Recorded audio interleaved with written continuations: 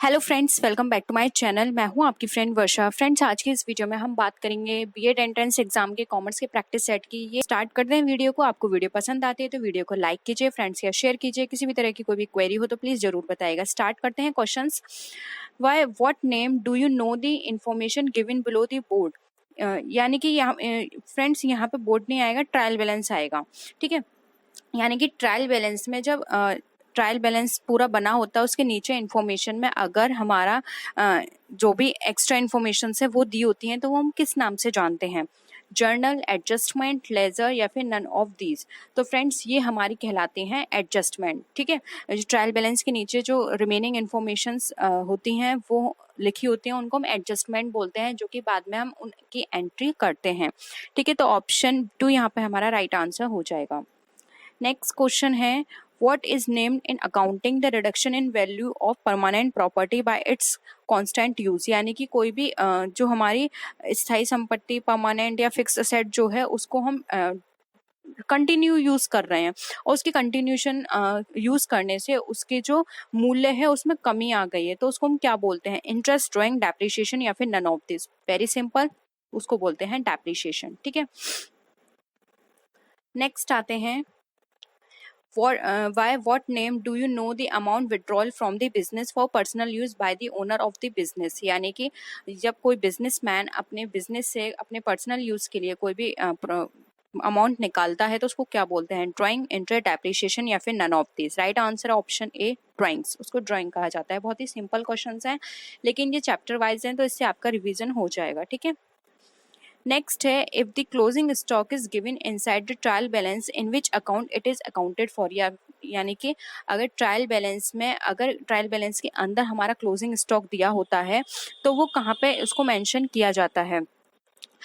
Profit and loss account, trading account, cash account या फिर final account. तो जब हम अंदर की बात कर रहे हैं तो ये हमारा डायरेक्ट मेंशन किया जाएगा फाइनल अकाउंट, यानी कि आर्थिक चिट्ठा, जिसको हम बैलेंस शीट भी फ्रेंड्स लिख लिए। फाइनल अकाउंट तो सभी हो जाएंगे लेकिन ये स्पेशली बैलेंस शीट में मेंशन किया जाएगा, ये ट्रेडिंग अकाउंट में नहीं आएगा क्योंकि ये बाहर दिया ट्रेडिंग अकाउंट के ट्रायल बैलेंस के अंदर दिया हुआ है। ठीक है, नेक्स्ट है, if the amount of depreciation is given inside the trial balance then in which account it is accounted. अगर ट्रायल बैलेंस के अंदर डेप्रिसिएशन का अमाउंट दिया हुआ है तो उसको कहाँ अकाउंट करते हैं या लिखते हैं? Trading account, profit and loss account, final account जिसको बैलेंस शीट भी बोलेंगे या फिर कैश अकाउंट। तो देखिए यहाँ पर राइट आंसर हो जाएगा 2। अगर वो अंदर दिया होता है तो उसको हम प्रॉफिट एंड लॉस अकाउंट में शो करते हैं, तो ऑप्शन 2 यहाँ पे हमारा राइट आंसर हो जाएगा। नेक्स्ट क्वेश्चन है, इज अ प्रोविजन। यानी कि क्या प्रोविजन है? Journal reserve, special reserve, capital reserve या फिर नन ऑफ दी। इन सब के बारे में अब आप जानते होंगे। जर्नल रिजर्व वो होता है जो कि किसी भी इसका कोई मेन पर्पस नहीं होता, बस इसको क्रिएट कर दिया जाता है जिस भी तरह की जरूरत होती है तो यहाँ से इसको स्पेंड कर लेते हैं अमाउंट को। स्पेशल रिजर्व किसी पर्टिकुलर चीज़ के लिए क्रिएट किया जाता है कि हमें ये चीज जैसे कि प्लांट में यूज करना है या फिर रिपेयरिंग में यूज करना है, किसी पर्टिकुलर पर्पस है या फिर डिविडेंड देने के लिए यूज करना है। ठीक है, कैपिटल रिजर्व कैपिटल से क्रिएट किया जाता है। ठीक है, तो ये सारे रिजर्व्स हैं। तो इसमें प्रोविजन जो है वो हमारा क्या है? तो प्रोविजन हमारा स्पेशल रिजर्व कहलाता है, तो ऑप्शन 2 यहाँ पे हमारा राइट आंसर होगा। नेक्स्ट है, if a transaction is omitted from accounting in the journal what is this inaccuracy।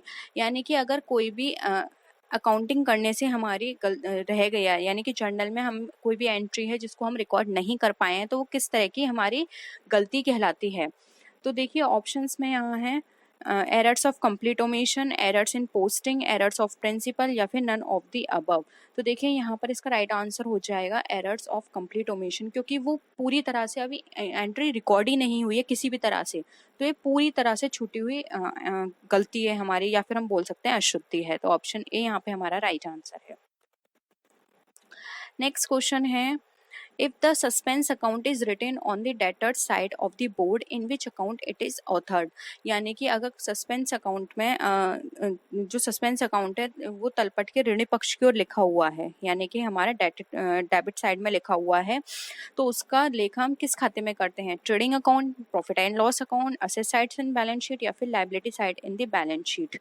तो देखिए यहाँ पर अगर हम बात करें इसकी, तो इसका जो राइट आंसर हो जाएगा वो होगा यहाँ पे हमारा ऑप्शन नंबर सी, जो कि होगा हमारा आर्थिक चिट्ठे में संपत्ति पक्ष में, यानी कि असेट साइड में लिखेंगे हम बैलेंस शीट के। ठीक है,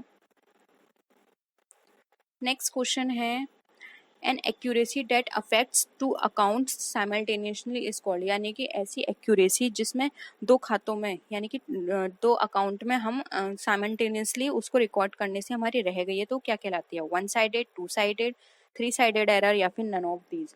तो देखिए ये नाम से ही आप समझ रहे हैं कितने अकाउंट, टू अकाउंट्स में करने से रह गई है, तो ये हमारी टू साइडेड एरर कहलाती है। तो ऑप्शन 2 यहाँ पे हमारा राइट आंसर हो जाएगा। नेक्स्ट क्वेश्चन है an accuracy that affects only one account is called, यानी कि एक अकाउंट से वो करने से रह गई है हमारी एंट्री, तो उसको क्या बोलते हैं? One sided error, two sided error, three sided error या फिर नन ऑफ दीज। तो देखिए यहाँ पर साफ मेंशन है वन अकाउंट में करने से रह गई है, तो इसको वन साइडेड एरर कहते हैं। तो ऑप्शन ए यहाँ पे हमारा राइट आंसर हो जाएगा। नेक्स्ट क्वेश्चन है which inaccuracy is corrected by suspense account, यानी कि सस्पेंस अकाउंट द्वारा कौन सी अशुद्धि हम ठीक करते हैं? Complete error, two sided error, one sided error या फिर नन ऑफ दीज। तो देखिए आपको पता है सस्पेंस अकाउंट क्यों क्रिएट किया जाता है, पर्पस क्या होता है? देखिए सस्पेंस अकाउंट इसलिए क्रिएट किया जाता है, कई बार हमारा जो ट्रायल बैलेंस है उसका अमाउंट नहीं मिल पाता है, जब हम सारी चेकिंग कर लेते हैं कि हमारा सभी तरह की एंट्रीज हो गई हैं, फिर भी हमारा अमाउंट वो नहीं बैलेंस मिल पाता है डेबिट और क्रेडिट साइड का, तो हम वहाँ पे सस्पेंस अकाउंट डाल के जो भी बैलेंस रिमेनिंग होता है वो वहाँ पे शो कर देते हैं, जिससे कि बाद में अगर हमें कोई एंट्री ऐसी दिखे या फिर कोई भी डॉक्यूमेंट हमारे हाथ लगे जिसमें हम पता चले कि हमें ये एंट्री नहीं की है, तो हम डायरेक्ट उसको उसमें मेंशन कर पाएं।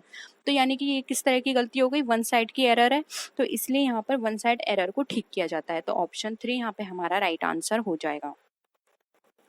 नेक्स्ट क्वेश्चन पे आते हैं what is the name of the method of first come first out, यानी कि फर्स्ट कम फर्स्ट आउट जो हमारा मेथड है वो हमारा किस नाम से जाना जाता है? LIFO method, FIFO method, MIFO method या फिर हिफो मेथड। तो देखिए यहाँ पर साफ दिया हुआ है लीफो। लीफो की फुल फॉर्म आपको पता होगी, last in first out. FIFO first in first out. MIFO, HIFO, इस तरह से इनकी सारी फुल फॉर्म्स हैं। तो देखिए यहाँ पे साफ दे रखा है फर्स्ट इन फर्स्ट आउट, यानी कि फर्स्ट इन फर्स्ट आउट क्या हो गया? ऑप्शन 2, जिसको बोलते हैं फीफो मेथड। ठीक है, बहुत सिंपल है, ये आप कर लेंगे। नेक्स्ट है what is the name of the method of last come first out. Last come first out का मतलब देखिए नाम से डायरेक्ट पता चल रहा है, ये हमारा हो गया लीफो मेथड। ठीक है, नेक्स्ट है at whose risk is the agent selling goods in consignment account, यानी कि कंसाइनमेंट अकाउंट में जो हमारा माल बेचा जाता है वो जोखिम जो है वो किस के ऊपर दिया जाता है? बायर्स के ऊपर, ओनर्स के ऊपर, एजेंट के ऊपर या फिर ऑल अबव। तो ये ओनर्स के ऊपर सारा जोखिम होता है, यानी कि जो भी रिस्क होगा वो ओनर उसको बियर करेगा। तो ऑप्शन 2 यहाँ पे हमारा राइट आंसर है। ये कंसाइनमेंट अकाउंट से क्वेश्चन है, आपने कंसाइनमेंट अकाउंट किए होंगे फ्रेंड्स। नेक्स्ट है what does the agent get from the owners in return for selling the goods, यानी कि एजेंट को मालिक की ओर से जो माल बेचने के प्रतिफल में क्या प्राप्त होता है? प्रॉफिट, लॉस, कमीशन या फिर नन ऑफ दिस। तो फ्रेंड्स कंसाइनमेंट अकाउंट की बात करें तो एजेंट को वहां पे मिलता है कमीशन। ऑप्शन 3 यहाँ पे राइट आंसर है। नेक्स्ट क्वेश्चन है by what name do you know to send goods to agent for sale, यानी कि एजेंट के पास बिक्री के लिए माल भेजना किस नाम से जानते हैं?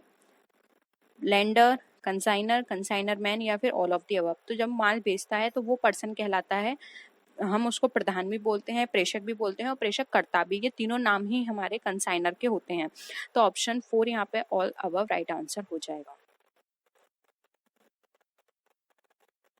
नेक्स्ट है the details of sales and expenses of goods are sent by the agent to the owner by what name do you know that details, यानी कि एजेंट द्वारा माल की बिक्री और ब्यौरे को मालिक के पास वो भेजता है, तो वो उस डॉक्यूमेंट को क्या बोलते हैं? Raw invoice, invoice, sales statement या फिर नन ऑफ दीज। तो फ्रेंड्स इसको हम सेल डिटेल्स भी बोल सकते हैं। तो यहाँ पे ऑप्शन 3 राइट आंसर हो जाएगा। इनवॉइस नहीं भेजता है, वो भेजता है सेल स्टेटमेंट। मतलब एक सिर्फ डिटेल्स मेंशन होती हैं उसमें कि मैंने इतना माल इतने रुपए में, आप मतलब जो भी कंडीशंस हैं या तो मालिक ने दी होगी तो वो उसके बेसिस पर बस बता देता है कि इस तरह से ये इस माल को बेचा गया है। ठीक है, नेक्स्ट है how many parties are mainly in consignment account. अब कंसाइनमेंट अकाउंट जो होता है उसमें कितनी पार्टीज होती हैं, 2, 3, 5 या 4। तो कंसाइनमेंट अकाउंट की बात करें तो देखिए यहाँ पर 2 पार्टी मेन होती हैं। ऑप्शन 2 राइट आंसर है, कंसाइनर और कंसाइनी। ठीक है, 2 पार्टी होती हैं। नेक्स्ट है when 2 or more people make a temporary partnership to do a particular task it is called। यानी कि जब 2 या 2 से ज़्यादा लोग मिलकर एक टेम्पररी पार्टनरशिप बनाते हैं तो उसको क्या बोलते हैं, पार्टनरशिप, एजेंसी, जॉइंट वेंचर या फिर ऑल अबव। तो फ्रेंड्स यहाँ पे आप याद रखिए टेम्पररी की बात की जा रही है। अगर सिर्फ पार्टनरशिप होती तब हमारा आंसर यहाँ पे पार्टनरशिप आ जाता। जब यहाँ पे लिखा होता है व्हेन 2 और more people make a business to do a particular task, तब वहाँ पे पार्टनरशिप आ सकता था। लेकिन यहाँ पे टेम्पररी की बात की गई है, तो टेम्पररी जब भी आए तो आप वहाँ पे आंसर करिएगा जॉइंट वेंचर, क्योंकि जॉइंट वेंचर पार्टनरशिप की तरह होता है, बट इसमें क्या होता है, टेम्पररी होता है। जबकि पार्टनरशिप में कोई टेम्पररी और परमानेंट नहीं होता है, क्योंकि पार्टनरशिप क्रिएट की जाती है तो वहाँ पे नहीं हमें पता कि हम ये बिजनेस कब तक चलाएंगे। ठीक है, कब तक ये हमारा कंटिन्यू रहेगा, लेकिन टेम्पररी हम उसको नहीं बोलेंगे। लेकिन यहाँ पे टेम्पररी मेंशन है, यानी कि ये जॉइंट वेंचर है। ठीक है, नेक्स्ट है what is the minimum number of members in a joint venture. अब जॉइंट वेंचर में मिनिमम नंबर कितने होते हैं ये बताने हैं, 2, 5, 7 या 8। तो मिनिमम जॉइंट वेंचर की बात की जाए तो मिनिमम 2 होते हैं और मैक्सिमम 5, 7 जितने भी हो, लेकिन मिनिमम यहाँ पर 2 होंगे मेंबर। ठीक है, नेक्स्ट क्वेश्चन है what act applies to joint venture. अब जॉइंट वेंचर करते हैं तो वहाँ पे कौन सा एक्ट अप्लाई होता है, partnership act, good sales act, companies act या फिर नो एक्ट। तो फ्रेंड्स यहाँ पर अगर हम बात करें जॉइंट वेंचर की, तो जॉइंट वेंचर के लिए कोई भी एक्ट अप्लाई नहीं होता है। तो ऑप्शन 4 यहाँ पे हमारा राइट आंसर हो जाएगा। नेक्स्ट है, अब देखिए मैक्सिमम नंबर आ गए। What is the maximum number of members in a joint venture. अब जॉइंट वेंचर में कितने मैक्सिमम पर्सन या मेंबर्स होने चाहिए। ऑप्शंस हैं 10, 20, अनिश्चित यानी कि अनलिमिटेड या फिर 50। तो राइट आंसर है सी, अनिश्चित यानी कि अनलिमिटेड। जॉइंट वेंचर में कोई लिमिट नहीं है, लेकिन मिनिमम के लिए लिमिट है 2। नेक्स्ट है जॉइंट वेंचर अकाउंट इज। अब जॉइंट वेंचर जो है वो हमारा किस तरह का अकाउंट है ये बताना है, nominal account, personal account, real account या फिर नन ऑफ दीज। तो देखिए जॉइंट वेंचर जो अकाउंट होता है वो हमारा नॉमिनल अकाउंट की तरह काम करता है, इसलिए ऑप्शन ए यहाँ पे हमारा राइट आंसर हो जाएगा। नेक्स्ट क्वेश्चन है how many grace days are added when taking the due date of bills और प्रोमिसरी नोट। यानी कि बिल और बिलों की देय की तिथि निकालने के लिए अनुग्रह दिवस कितने जोड़े जाते हैं, 3, 2, 5 या 8। तो ये सबको पता होगा, बहुत ही सिंपल है आंसर। जब हम ग्रेस पीरियड की बात कर रहे हैं तो यहाँ पे जो हमारा टाइमिंग होगी वो होगी 3 डेज। ठीक है, the author's of banking company should be accordance with the provisions of this act. यानी कि यहाँ पर ये पूछा गया है कि जो बैंकिंग कंपनी के लेखक होते हैं या फिर बैंकिंग कंपनी हमारा किस एक्ट के अकॉर्डिंग उसको मेंशन किया जाता है या उसको रिकॉर्ड किए जाते हैं सारे ट्रांजेक्शन्स। इंडियन कंपनीज एक्ट के according, banking company act, Indian partnership या फिर इंडियन कॉन्ट्रैक्ट। तो बहुत ही सिंपल इसका आंसर है। इसका जो राइट आंसर है option B, banking company act के अंदर जो भी बैंकिंग से रिलेटेड हमारे सारे ट्रांजेक्शन्स होते हैं वो इसके अंदर रिकॉर्ड किए जाते हैं। नेक्स्ट क्वेश्चन है what should be the real accounting period. यानी कि जो लेखांकन है या अकाउंटिंग पीरियड है उसकी रियल या आइडियल हम उसका पीरियड क्या है, 6 माह, 1 वर्ष, 2 वर्ष या फिर इनमें से कोई नहीं।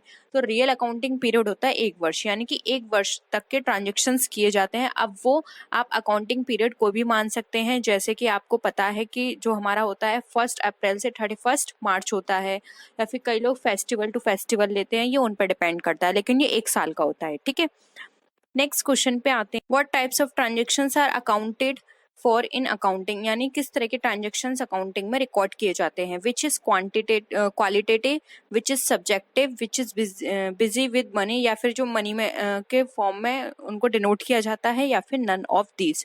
तो ये भी बहुत सिंपल है, जो कि मनी में डिनोट किए जाते हैं या मनी टर्म्स में होते हैं, हम उन ट्रांजेक्शन्स को रिकॉर्ड करते हैं, इसलिए ऑप्शन 3 यहाँ पे हमारा राइट आंसर है। नेक्स्ट क्वेश्चन है, अब यहाँ पर हमें एक इक्वेशन दे रखी है, जैसे कि outside liability equal to property minus, यानी कि प्रॉपर्टी में किस चीज को माइनस करेंगे, ये हमारी आउटसाइड लायबिलिटी निकल कर आएगी। ऑप्शन है कैपिटल, कैश, क्रेडिटर्स या फिर डेटर्स। तो इसका जो राइट आंसर है वो है ऑप्शन नंबर ए, जो कि है हमारा कैपिटल। कैपिटल को जो हम प्रॉपर्टी से माइनस करेंगे तो हमारा आउटसाइड लायबिलिटी निकल कर आ जाएगी।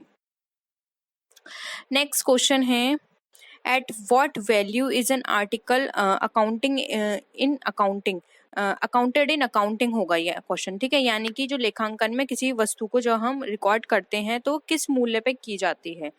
राइट आंसर देखिए यहाँ पर ऑप्शंस हैं real value, nominal value, financial value या फिर नन ऑफ दीज। तो देखिए इसका जो राइट आंसर होगा वो होगा option number A, real value पर वो सारी चीज़ों को रिकॉर्ड किया जाता है, जो भी उनकी रियल वैल्यू होगी उस पर हम रिकॉर्ड करते हैं। नेक्स्ट क्वेश्चन पे आते हैं, अकाउंटिंग एजम्पशंस, यानी कि जो अकाउंटिंग एजम्पशंस है वो हमारी कौन कौन सी होती है। Exchange, period, unit of measurement या फिर ऑल ऑफ दिस। तो फ्रेंड्स यहाँ पर अगर हम अकाउंटिंग एजम्पशंस की बात करें तो आपने सारी एजम्पशंस पढ़ी होंगी कि एक्सचेंज भी होता है ट्रांजेक्शन्स के बीच में, और इनकी एक टाइम पीरियड होता है जिसके बेसिस पे सारे ट्रांजेक्शन्स रिकॉर्ड किए जाते हैं, और वो सारे यूनिट में मेजर किए होने चाहिए। तो यहाँ पे ऑप्शन डी हमारा all of this right answer हो जाएगा। नेक्स्ट क्वेश्चन पे आते हैं, dash is included in revenue, आय में कौन सी चीजों को इंक्लूड किया जाता है। Income receivable, income received, income receivable और इनकम रिसीव्ड या फिर नन ऑफ दीज। तो फ्रेंड्स अगर हम यहाँ बात करें रेवेन्यू में, तो रेवेन्यू में जो हमारी इनकम रिसीवेबल है, यानी कि जो इनकम हमें रिसीव होगी और जो रिसीव हो चुकी है, वो सारी चीजें हमारी रेवेन्यू यानी इनकम में इंक्लूड की जाती हैं, इसलिए ऑप्शन 3 यहाँ पे हमारा राइट आंसर हो जाएगा। नेक्स्ट क्वेश्चन पे आते हैं, नेक्स्ट है हमारा question, what form of accounting does a business adopt, यानी कि एक बिजनेसमैन जो है वो किस तरह की अकाउंटिंग को अडॉप्ट करता है या फिर वो कौन से सिस्टम को फॉलो करता है। Cost accounting, financial accounting, tax accounting या फिर मैनेजरियल अकाउंटिंग। तो यहाँ पे बहुत इसका राइट आंसर देखिए आप इजीली बता सकते हैं, एक बिजनेसमैन जो है वो हमेशा फाइनेंशियल अकाउंटिंग को ऑप्ट करेगा कि उसके यहाँ कितना फाइनेंस आ रहा है, कहाँ से रेज करना है, कितना इन्वेस्ट करना है, उसके लिए ये इंपॉर्टेंट चीज होगी, इसलिए वो फाइनेंशियल अकाउंटिंग को अडॉप्ट करता है। ऑप्शन 2 यहाँ पे हमारा राइट आंसर हो जाएगा। नेक्स्ट क्वेश्चन है, which form of accounting is adopted to find the cost of a productive community, यानी कि जब हम किसी प्रोडक्टिव कम्युनिटी की कॉस्ट को फाइंड आउट करते हैं तो वहां पर कौन सी अकाउंटिंग को हम अडॉप्ट करते हैं। Cost accounting, managerial accounting, tax accounting या फिर फाइनेंशियल अकाउंटिंग। तो इसका भी हमारा सिंपल आंसर है, जब हमें कॉस्ट फाइंड आउट करनी है तो उसके लिए हम कॉस्ट अकाउंटिंग को अडॉप्ट करेंगे, तो ऑप्शन ए यहाँ पे हमारा राइट आंसर हो जाएगा। नेक्स्ट आते हैं, how is cost of goods forecasted in accounting, यानी कि जो अकाउंटिंग में जो हम गुड्स को फोरकास्ट करते हैं कि इसकी कितनी कॉस्ट आएगी, वो हम किस तरह से करते हैं। मैरिजनल अकाउंटिंग के बेसिस पर, फाइनेंशियल अकाउंटिंग, टैक्स अकाउंटिंग या फिर कॉस्ट अकाउंटिंग के बेसिस पर। तो देखिए फ्रेंड्स यहाँ पे अगेन कॉस्ट की बात की जा रही है, कॉस्ट को फाइंड आउट करना है, इसलिए कॉस्ट अकाउंटिंग की बात की जाएगी। ऑप्शन 4 यहाँ पे हमारा राइट आंसर हो जाएगा। नेक्स्ट आते हैं, what form of accounting is done keeping in mind the value converted into currency। अब यहाँ पर ये बात की जा रही है कि वो कौन सी अकाउंटिंग को हम अपने माइंड में रखेंगे जब हम अपनी जो हमारी वैल्यू है उसको हम करेंसी में कन्वर्ट करेंगे। Managerial accounting, inflation accounting, financial accounting या फिर कॉस्ट अकाउंटिंग। तो मुद्रा में परिवर्तित मूल्य को ध्यान में रखकर जो हम अकाउंटिंग को फॉलो करेंगे तो वो होगा हमारा इन्फ्लेशन अकाउंटिंग। हम ये देखेंगे कि जब हम अपनी अमाउंट को किसी भी करेंसी में कन्वर्ट करेंगे तो वहाँ पे कितना इन्फ्लेशन आ रहा है दोनों में, ठीक है, तो वहाँ पे हम इन्फ्लेशन अकाउंटिंग को फॉलो करेंगे। ऑप्शन 2 यहाँ पे हमारा राइट आंसर है। नेक्स्ट क्वेश्चन है, in what form of accounting accounting of economic activities of a country is done in systematic and proper ways, यानी कि ऐसी कौन सी अकाउंटिंग की फॉर्म है जिसके अंदर हम इकोनॉमिक एक्टिविटीज की किसी भी कंट्री की जो इकोनॉमिक एक्टिविटीज होती हैं उसकी हम अकाउंटिंग करेंगे सिस्टमेटिक एंड प्रॉपर वे में। Social accounting, cost in financial accounting या फिर मैनेजरियल अकाउंटिंग। तो देखिए यहाँ पर अगर हम बात करें तो जब हम किसी भी कंट्री की जब इकोनॉमिक एक्टिविटी की बात आ रही है तो इकोनॉमिक एक्टिविटी हमारे यहाँ पे बताती है हमारी सोशल अकाउंटिंग को, क्योंकि इकोनॉमिक्स की बात की जा रही है वहाँ पे पूरी सोसाइटी इसके अंदर इंक्लूड होगी, इसलिए ऑप्शन ए यहाँ पे है सोशल अकाउंटिंग हमारा राइट आंसर हो जाएगा। नेक्स्ट आते हैं, what is the book of initial articles in which all transactions are written date wise, यानी कि वह कौन सी फर्स्ट टाइम या फिर इनिशियल स्टेज पर वो कौन सी बुक है जिसको हम डेट वाइज सारी चीज़ों को मेंशन करते हैं इनिशियल स्टेज पर, ठीक है, ये याद रखिएगा।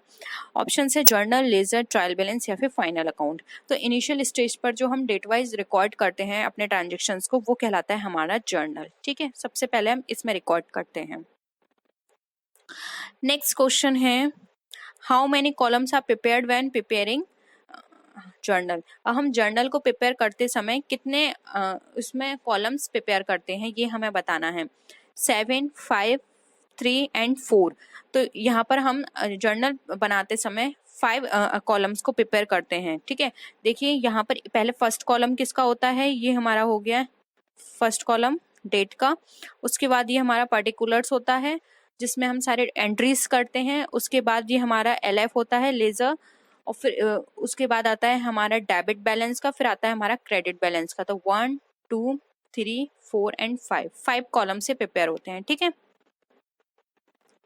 नेक्स्ट आते हैं, what are the types of accounts. अब कितनी तरह के अकाउंट होते हैं हमें ये बताना है, 2, 4, 3 या फिर 5। तो फ्रेंड्स अकाउंट हमारे 3 तरह के होते हैं। अब वो कौन कौन से होते हैं, एक होता है हमारा रियल अकाउंट, एक होता है हमारा नॉमिनल अकाउंट और एक होता है हमारा पर्सनल अकाउंट। ये 3 तरह के अकाउंट होते हैं, ठीक है। नेक्स्ट है, the recipient is called the debtor and the pay is rich, this is the rule of which account is accrual. अब यहाँ पर फ्रेंड्स देखिए, रिच का मतलब यहाँ पे फ्रेंड्स आप वो कर लीजिएगा क्रेडिटर, ठीक है, ठीक है। अब कोई भी जो हमारा रिसीवर है वो हमारा डेटर बन रहा है और जो हमारा पे है वो हमारा क्रेडिटर बनना है, तो ये किस चीज का रूल है, रियल अकाउंट का, पर्सनल अकाउंट का, ट्रेडिंग अकाउंट का या फिर इनकम एंड एक्सपेंडिचर का। फ्रेंड्स ये रूल्स, इनको गोल्डन रूल्स बोलते हैं, इनको जरूर पढ़ लीजिएगा कि रियल अकाउंट यानी कि वास्तविक खाता यानी नॉमिनल अकाउंट, और व्यक्तिगत खाता यानी कि पर्सनल अकाउंट के क्या क्या रूल हैं, किस बेसिस पे एंट्रीज होती हैं, ठीक है। रूल्स बहुत पूछे जाते हैं। तो यहाँ पर अगर इसकी बात करें तो ऑप्शन 2 यहाँ पे राइट आंसर हो जाएगा, ये हमारा पर्सनल अकाउंट का रूल है, ठीक है। ऑप्शन 2 राइट आंसर है। नेक्स्ट क्वेश्चन पे आते हैं, बिलोंग टू पर्सनल अकाउंट। अब इसमें से हमें ये बताना है इसमें से कौन से हमारे जो इवेंट्स हैं वो हमारे पर्सनल अकाउंट से बिलोंग करते हैं। Assets and liability, expense, loss and profit, debtors and creditors या फिर नन ऑफ दीज। तो देखिए यहाँ पर अगर हम बात करें व्यक्तिगत खाते इसमें से क्या संबंधित है, तो व्यक्तिगत खाते में अभी हमने ऊपर भी बात की थी, डेटर्स एंड क्रेडिटर्स रिलेटेड होते हैं, इसलिए ऑप्शन 3 यहाँ पे हमारा राइट आंसर हो जाएगा। नेक्स्ट क्वेश्चन है, कैश अकाउंट इज। अब कैश अकाउंट क्या है, real account, personal account, nominal account या फिर नन ऑफ दीज। तो देखिए यहाँ पर इसका राइट आंसर हो जाएगा ऑप्शन नंबर 1 जो कि हमारा रियल अकाउंट। कैश अकाउंट हमारा रियल अकाउंट बताता है, ऑप्शन ए राइट आंसर है, इसमें कुछ समझाने वाली बात नहीं है, ठीक है। नेक्स्ट है, machine purchase should be debited. अब जो मशीन अगर परचेज की है तो वो डेबिट किस अकाउंट में होगी, machinery account, goods account, plant account या फिर नन ऑफ दीज। तो फ्रेंड्स यहाँ पर अगर मशीनरी परचेज की बात की जा रही है तो डेबिट की जाएगी मशीनरी अकाउंट में, ठीक है। तो ऑप्शन ए यहाँ पे हमारा राइट आंसर हो जाएगा। नेक्स्ट क्वेश्चन है, कैपिटल अकाउंट इज। अब कैपिटल अकाउंट किस तरह का अकाउंट है, real account, journal account, personal account या फिर नन ऑफ दीज। तो यहाँ पर देखिए कैपिटल अकाउंट की बात करें तो ये हमारा क्या है, ये भी हमारा रियल अकाउंट है, ऑप्शन ए यहाँ पे हमारा राइट आंसर है। नेक्स्ट आते हैं, the expenditure on setting up a plant should be debited. अब कोई भी प्लांट सेट किया जा रहा है और उस पर जो भी एक्सपेंडिचर हुआ है वो डेबिट किस नाम से किया जाएगा, in establishment of expense account, in miscellaneous expense account, plant account या फिर इन प्रॉपर मेंटेनेंस अकाउंट। तो यहाँ पर कोई भी प्लांट को इस्टेब्लिश करने में जो खर्चा किया जा रहा है तो वो इंक्लूड कर दिया जाएगा प्लांट के ही अमाउंट में, ठीक है, अकाउंट में। तो यहाँ पे प्लांट अकाउंट करके शो किया जाएगा। तो ऑप्शन 3 यहाँ पे हमारा राइट आंसर हो जाएगा। नेक्स्ट है अनपेड एक्सपेंसेस इज अकाउंट। अब अनपेड एक्सपेंसेस जो होते हैं वो हमारे किस तरह का अकाउंट होते हैं? Income and expenditure account, personal account, real account या फिर नन ऑफ दीज। तो यहाँ पर अगर हम अनपेड एक्सपेंसेस की बात करें या फिर आउटस्टैंडिंग एक्सपेंसेस की, तो यहाँ पर देखिए इसका राइट आंसर हो जाएगा ऑप्शन बी, जो कि है हमारा पर्सनल अकाउंट, ठीक है।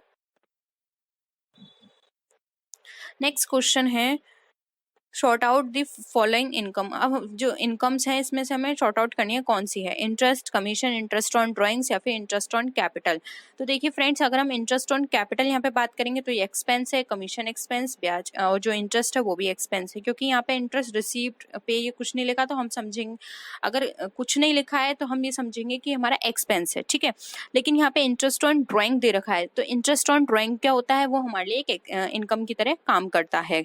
तो ऑप्शन 3 यहाँ पे हमारा राइट आंसर हो जाएगा। ये बिजनेस के पॉइंट ऑफ व्यू से हमें समझना है, ठीक है।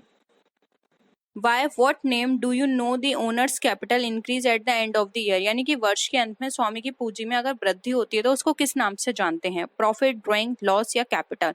बहुत सिंपल है, इसको हम प्रॉफिट के नाम से जानते हैं। ऑप्शन ए हम पे हमारा राइट आंसर है। नेक्स्ट है स्टेट द फॉलोइंग एक्सपेंसेस। अब इसमें से हमें एक्सपेंस बताना है, बिल्डिंग, बैंक लोन, इन्वेस्टमेंट या सैलरी, इसमें से क्या हमारा एक्सपेंस है? तो देखिए इन्वेस्टमेंट हमारा यहाँ पर एक्सपेंस नहीं है, बैंक लोन एक्सपेंस नहीं है, बिल्डिंग एक्सपेंस नहीं है, ठीक है।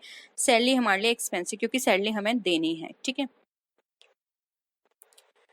नेक्स्ट है ड्राइंग्स अकाउंट। अब ड्राइंग अकाउंट कौन सा अकाउंट होता है? Real, personal, income and expenditure account या फिर नन ऑफ दीज। तो ड्राइंग अकाउंट हमारा पर्सनल अकाउंट कहलाता है क्योंकि ये पर्सन से कनेक्ट होता है, उसको बताता है, ठीक है। तो ऑप्शन 2 यहाँ पे हमारा राइट आंसर हो जाएगा। नेक्स्ट है परचेस अकाउंट है। अब परचेस अकाउंट कौन सा अकाउंट है? Personal account, real account, nominal account या फिर नन ऑफ दीज। तो जो हमारा परचेस अकाउंट होता है वो हमारा रियल अकाउंट होता है। ऑप्शन 2 राइट आंसर है। इस तरह के भी क्वेश्चन याद रख लीजिएगा क्योंकि ये पूछे जाते हैं कि ये कौन सा अकाउंट होता है, ये कौन सा अकाउंट होता है, ठीक है। नेक्स्ट आते हैं credit purchase is accounted for in which subsidiary. यानी कि जो क्रेडिट परचेज होता है वो हमारा किस सब्सिडरी या फिर जो हमारी सब्सिडरी बुक होती हैं, जो हमारी मेन बुक होती हैं उनके साथ प्रिपेयर की जाती हैं। तो क्रेडिट परचेस हमारा किस में इंक्लूड किया जाता है यहाँ पर ये बताना है। Cash book, sales book, purchase book या फिर परचेस रिटर्न बुक, ठीक है। तो बताइए इसका क्या आंसर होगा। यहाँ पर परचेस क्रेडिट परचेस की बात की जा रही है तो क्रेडिट परचेस हमारा परचेस बुक में आता है, लेकिन अगर सिर्फ परचेज हो, क्योंकि फ्रेंड्स जो हमारी कैश परचेज होती है उसको कैश परचेज नहीं लिखा जाता, उसको सिर्फ परचेज लिखा जाता है। तो कैश परचेज होगी तो वो कैश बुक में जाएगी, लेकिन अगर सिर्फ क्रेडिट परचेज बुक है तो वो जाएगी हमारी परचेज बुक में, ठीक है। तो ऑप्शन 3 यहाँ पे हमारा राइट आंसर हो जाएगा। तो ये थे आज के क्वेश्चंस। आई होप आपको वीडियो पसंद आया होगा। वीडियो पसंद आए तो वीडियो को लाइक कीजिए, फ्रेंड्स के साथ शेयर कीजिए। किसी भी तरह की कोई भी क्वेरी हो तो प्लीज़ जरूर बताइएगा। तो नेक्स्ट वीडियो में फिर मिलते हैं आपसे और भी अच्छी वीडियोज़ के साथ। तब तक के लिए टेक केयर, बाय बाय।